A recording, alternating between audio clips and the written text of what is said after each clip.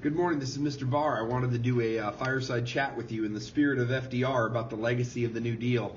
I want to specifically focus on the impact that the New Deal had on our country because we're still feeling those effects today.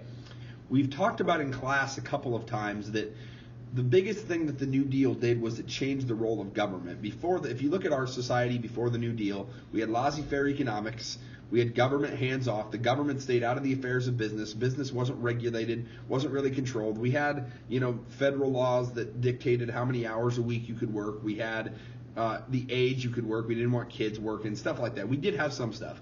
But the thing you have to understand is business, for the most part, wasn't regulated. The government stayed out of it, and that's what the people wanted, all right? But because of the Great Depression in 1932 and the New Deal, all that changed. Now, post-New Deal, we have 150 new programs, minimum, probably more than that, really.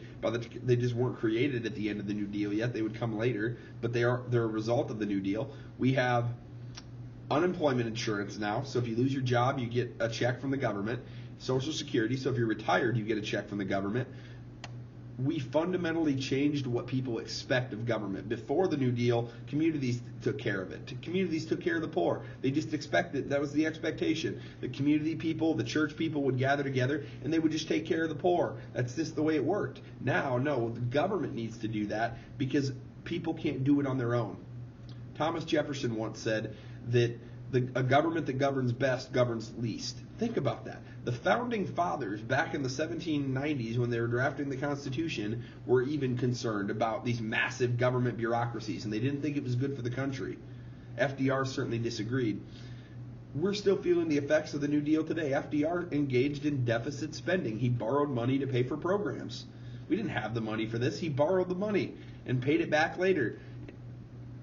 We're still feeling that effect today. We're $21 trillion in debt. That's not FDR's fault. That's the fault of lots of other people and lots of other things. It's a bit complicated. But actually, it's not that complicated, but I don't want to take the time. But anyway, FDR created the scenario in which our presidents can actually do that. And that's the thing that he did that probably changed the country more than anything. Deficit spending gets underrated. So my question to you is, was it worth it? Was it worth it? Yes, we were engaged in the worst economic downturn in our nation's history. People were in Chicago starving for bread. People were in bread lines in the United States of America. You can argue, hey, he had no choice. You can also argue it doesn't matter. There's a line, and he crossed that line because now we can't go back.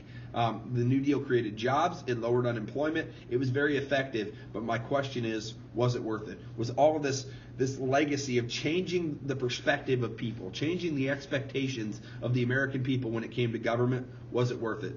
I'll leave it up to you. Have a good day.